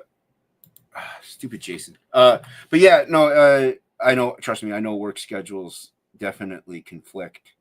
Yeah, my schedule has been changing. Like even it's amorphous right now, so it's been throwing off my programming. So for my content, so I'm trying to wrangle it up and make things. Always been like that, actually. Usually every couple of years it changes. So yeah. All right, I wanted to share a single image, not all the images. So yeah, so there you go. Oh, nice. Yeah, so that's why I thought it was Derek Hess, because I mean, like if you look at the knuckles and just the way that Windsor Smith in there, I feel too. Yeah, cool. He's done a lot of metal posters in the Cleveland area, so I figured maybe but his is a little more sketchy of a style. That's cool. But the way those knuckles that were in, and that the way the forearm was with the anatomy of it and the knuckles, the way that's why I thought it was Derek Hess, but it was a lot more painterly. But he can do that kind of stuff, so I don't know. It might have been him. And I'm a huge fan of his. So that's why I was like, oh, that's cool. That might be Derek Hess. So I geeked out a little bit there. Oh, yeah. I geek out on that too, man. Yeah. Always looking at different artists and what they're bringing. Look up his stuff if you're interested in some of like he's done posters. Like I said, in the Cleveland area, he's really big as far as artists go, and he's done a lot of metal posters and stuff like that. He did do some comic covers for 3 issues of Captain America's story. And, that's cool. Yeah, they're pretty dope. But he mainly just does fine art. So yeah. I could see why someone would just kind of want to do like one of the I hate to say mainstream characters, but it'd be cool to do maybe like a short Wolverine story before you die. Just to have that notch on your belt. Well, it's not going to happen. It would be fun. You never know. Anything is possible, and it would be fun. To do something like that. I love drawing Wolverine. I love drawing all those guys. Yeah. Even if they hired me to do an Aquaman story, I really think I could kill anything that we touch. Like because you and he could kill Aquaman, dude. Like all the underwater fucking metal. It doesn't matter who it is. Like we could probably do what's that stupid Power Pack? Give us a Power Pack. We'll crush it. So give us a shot. I think you guys would do a good Lobo, like that would be fun. A lot of like the metalhead artists would just kind of could write and do some fun with Lobo, because he works as anthology. He's an anthology character as far as I'm concerned. If we did Lobo, I know for a fact Ink would try to paint it like Bisley, and I'm not mad about that. So I'd have to draw. I would try to lean into that kind of a style of an anatomy, I guess.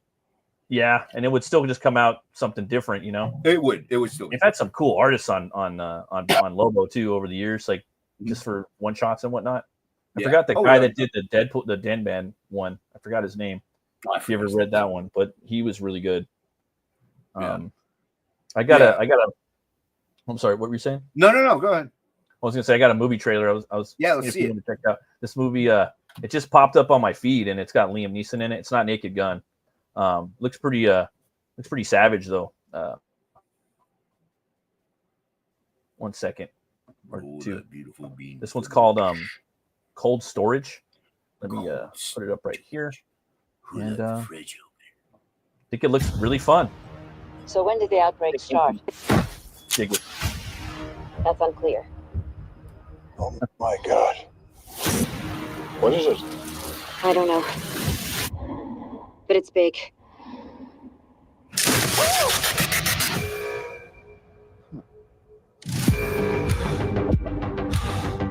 Big names on there. This place was military storage back in the day. The movie's right there.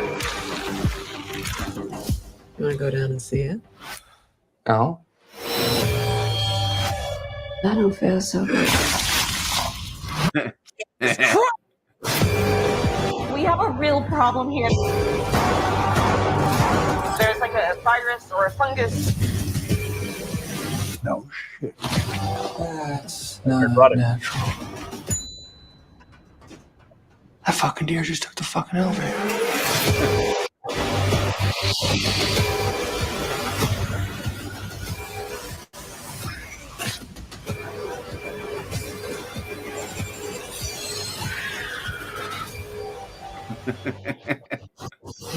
Keep Travis calm. I heard my name. Is he talking about me? Could you please ask him to shut the fuck up? What's he saying? We're gonna be fine. I don't know, man. Like that looks interesting. Great. Yeah, it's like a Fun. mix of Outbreak and Zombie Land. Yeah, You know? a little Romero cooked in there, you know. Yeah. It looks like they're doing something with plants, like plant zombies. It seems like it's getting more and more popular. What's the game? Resident Evil. Little Resident Evil. Like I have a kind of like a pitch that's like similar to that. Like it was an idea of something I'm working on, but it's like a lot like the plant zombie thing. It seems like it's getting more and more popular. But Well, it makes sense. They have spored parasites in them, you know. Yeah. So it does make sense. Yeah, this goes right hand in hand. You know what I mean? Yeah. Yeah, that looks pretty cool. Yeah. And you were saying back to like Frog G that you guys there's like another book that you guys are working on, like a different story, right? That comes with it or something like that. If I'm not Do you mean the supplemental, or are you talking about the flip book? Maybe it's the supplemental. No, the supplemental was from the first one, okay. And this one, the supplemental, is in the book. In the book, okay. Yeah, the flip book is something totally different that we're. I don't know. Who knows? We're not 100% sure if we're going to crowdfund it, if we're going to attach it to another like crowdfunder, like maybe like Absolute and or Metal Mayhem Rock Boy, or maybe it's just whatever proceeds we get from Frog, we'll print these.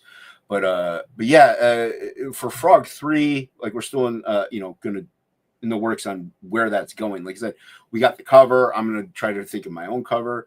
We got the variant cover. I'm going to think of my own cover, and we have the story concept in mind as far as like another add-on for it as a book goes. Maybe the flip book. I don't think so. I think we want that to be a totally separate thing. So we have two things out all the time. That makes sense. Yeah. I mean, it wouldn't be a bad, or maybe the children's book, attach that to like a Frog G IP, but it wouldn't be on the next campaign. And that's probably the best way to go with the children's book, because it's hard to crowdfund that. So in our space. Yeah. So if we have like a children's book, kind of a Frog G story, if we attach it to a Frog G comic, like Amanda B, who might have like her kids grown up, but if she is still younger, she can get the children's book and on top of it and read it to her kid. 100%. We'll see what happens. Yeah, there's so many things that Inc. has in mind, and that I also kind of have on the back burner as well. That and as you know, you have plenty of things too. It's limitless as far as where you can go. It's just the time is limited. Yeah, the time on the earth. Yes. Yeah. So that's the only thing that's holding us all back. For the supplemental, is what's the supplemental about? What's the story with that? If you could talk about it. In the first one, the supplemental was Sir Nunos, and that was his fall and how he came to be. It was 24 pages, and Inkspots drew it, and I inked it. So I inked it digitally. But so that was, and I like Ink's drawing style. He's not as fond of it as I am, but so that's why with this one, the supplemental for this one is included in the book. And so instead of 24 pages, it was an 8-page story of how the voodoo priestess came to be. Okay, so it's kind of like a little dip into her origin a little bit, but it's essentially her origin story. It's an 8-page origin story. Inkspots wrote it, Hockey drew and colored it. So that's fun. Yeah. So, and it'll be in the book. That way you don't have to back another thing on top of it and pay more money. In some ways, it's kind of like a mini. Well, it's like picking up a thick, like all-star Western. You know what I mean? Like back in the day, like you'd have the Jonah Hex, and in the back you'd have like I don't know, some other Western story. Even like you've complained about it a little bit, obviously, but like DC does it now with like they'll have like Absolute Batman Love the main story, and then like the next like they'll have like 4 pages at the end of it that is a totally different book, And that's annoying because you're like, oh, look at this dope artwork, look at this cool story, and then you have this garbage at the end. You're like, I don't care about this crap. But but it doesn't tie into that book at all. Is the thing. At least with the Voodoo Priestess story that Hockey's doing, it ties into the lore of Frog, and it's more character development and stuff like that, and the origin. World building. Yeah, and not only that, the Voodoo Priestess is a major part of his story arc. So we're developing these other characters on top of developing the world around Frog. So, that's cool. Yeah. You guys have like something lined up for Frog G3? Or you guys have a supplemental idea you're kicking around for that one yet? There's a few characters we could do. I think Ink wants to do Morningstar. So if you have this stuff, which is Lucifer. So if you right? What's that? Like that's Satan, right? Yeah. So, but once again, it's our take on it. So it's like we take these myths, religions, lore, and we put our spin on it. And I think Ink wants to do Morningstar. I'm really up for anything. So if Ink's like, hey, let's do Morningstar, all right, cool, dude. If he's like, hey, let's do Death, all right, cool, dude, let's do it. Like I'm game. Like I just want to make cool, fun things. And so, but whatever character he wants to maybe flesh out, we'll work together on it, and we'll go in the back and come up with how it works. I mean, Voodoo Priestess, like he pitched me the thing, and I'm like, dude, sounds good to me. Like I really had no input on it because it didn't need any, So that's how I am, man. If I work with people, but sometimes there might be some random stupid thing that I might be like, and I might not be a diva about it, but it's just like I'm real anal about stupid as shit sometimes. But it's always good when you have something there where it's just kind of you have no qualms with it or no. Well, it's also just the less heads to butt. Also, the easier it is. So if I were to come like, hey, Ink, here's my idea for the origin of Death. If he's just like, yeah, that sounds great, dude. Even if he didn't think it did, it still works with the character, and that's fine. And there's less heads to butt, less fighting. You don't have to worry about it. We're both very, very relaxed as far as that collaboration goes. So there's not too much give or take because there's just plenty of just relaxation. We're just like, yeah, that sounds dope, man. Let's run with it and see where it goes. So and so for the next book, I think it's going to be Morningstar, and I do like having somebody else draw it mainly because another flavor. It's another flavor, and also I can work on Frog, or I can work on Absolute, or I can do something else and not have to worry. Like, we got to pay the person. Mm-hmm. But that's what you do the crowdfunding for. Exactly. Like I want to do that too for one of my books, maybe. Like have someone I wanted to pick one of the characters. I don't want to fuck with them. No, I want to have a different artist draw it, Maybe like 10 pages or some shit, Do a little part of their origin to kind of see, that's why that motherfucker's like that. Okay. Right. All right. I kind of get where he's coming from, but he's still a piece of shit. But I don't want them. I want a different artist that's like, no, that's not him at all. Well, and it also frees you up. Yeah, so like you can work on more of another IP. Yeah, I wanted to draw everything though, Jason. I wanted to like at one point, but I've changed. I've actually changed. Control freak. Yeah, I actually changed. The control freak in me. Then also I just wanted to kind of be consistent. But then now I've changed to where I wanted to see like different spins on things, and I want flavor, I want variety, I want a fucking smorgasbord, I want a buffet. Like it's the viewer, it's cool. Like a customer, if they're reading it, like, oh, this is cool. What the fuck? You know what I mean? Like, this is awesome. Sometimes I also think it depends on like what it is. Like, let's say Butch Cleaver, that's yours. You love the way you draw it. Everybody else, when they draw it, like you're like, it's cool, but it's not Butch Cleaver. Like, you know what I mean? Like, it's like, so it's kind of like that's how we are with Frog. Like, there's only, I think Rushbrook has nailed it. Preston's nailed it. Hockey did a good job. So did Luke. But as far as people nailing it, it's a hit and miss. And I kind of prefer to draw and have ink color it and do it that way because I am more controlling over that. Samurai Priest is probably the same, but if it's an offshoot character from Absolute, why not give it to somebody and see what they do with it? I don't have as much of a heart attachment to it. So and if it's like like a villain or something, I got it's like I got this going on with the look, and if you're gonna tweak this and that, that's cool too. I do like to see different artist interpretations of like Butch Cleaver. That's always fun, and he's one of those characters too where you can kind of fuck with a lot. He's pretty lean, well, and like you said, like side characters, I think it's fine to let somebody else maybe play with it and see how they do. But if I do want to create the thing and make it my concept and story and character. And like if I'm writing it, I wouldn't be as anal as Alan Moore. Like, there has to be 16 in the blind. Dude. Yeah. But I would definitely be writing it, dude. I would just want it to look cool. I'd be like, all right, this is what happens. This is kind of what they're going to say. It would be Marvel method. I would write out, all right, 3 to 6 panels, whatever fits. This is kind of what they're going to say. Let me see what you got. And, and if it looks dope, it looks dope. I go by the rule of cool. So, yeah, 100%, man. Rule of cool always wins. Yeah. It's a lot more. It makes the book more fun. And there's nothing wrong with sticking with like structure, anatomy. Oh, what's up, Joe? And stuff like that. But I don't know. I just like the imperfections, the mistakes, the rule of cool. Oh yeah, me too. 100%, man. All about that. Yeah. So yeah. Well, shoot, man. Thanks for coming on. Dude, thanks for having us, man. Really appreciate it. Yeah, anytime, man. You're always welcome on here. As you can see, I've been doing the show a little earlier on Saturdays now because of the schedule. I used to do them at midnight. Now I'm doing them at 11. Yeah, I mean, I catch it when I catch it. Like when it's on midnight and I'm drawing sometimes or wherever. Like I can catch it. So I'm up late. Yeah. So and everybody's usually asleep by 11 or midnight. So it's like my Sunday now. So I'm kind of like it's a very actually the end of the week. Oh, okay. And then starting over. But it's fun. It's a fun way to end it, Yeah.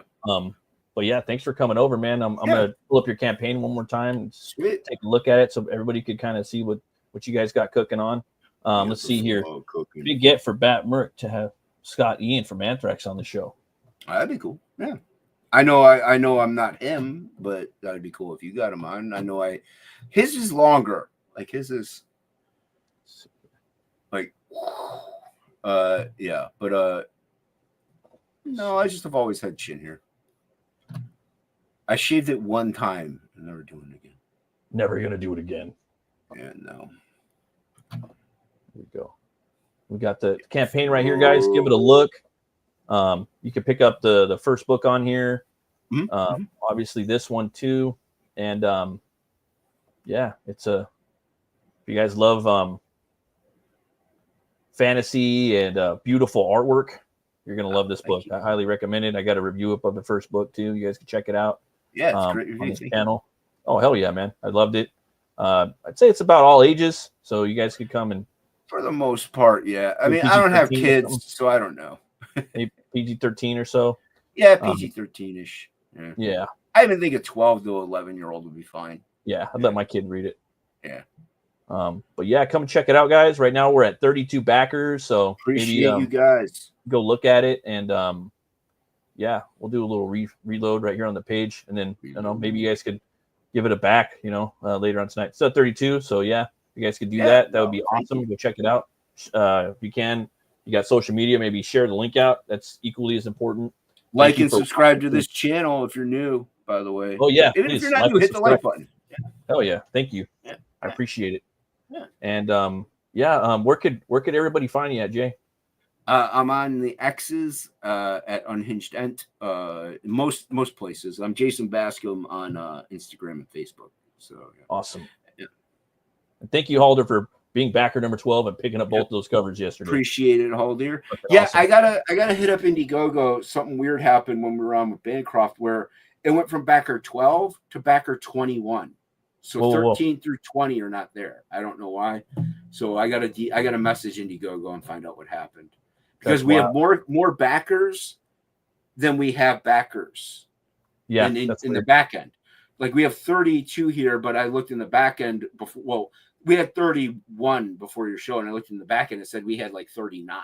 So I got to find out what's going on. There's a glitch somewhere. Yeah, I would just keep emailing them. Seems like that's I'm gonna email them either tonight or tomorrow. So thank you, Halder. Appreciate it. Thank you to everybody who's back.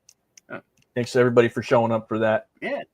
Thanks everybody for that stopped by. I appreciate you and Jason. It's always a great time hanging out with you, man. Always a pleasure, sir. And I'll see you guys. Hopefully, you guys will hear my voice Monday. I have a video dropping, and then maybe sometime during the week I'll do a draw stream. Be drawing some coal. Thank you. Yeah. And yeah, I'll see you guys next time. Always remember, roll the bones to know your role. Peace out, guys. Catch you on the flip side.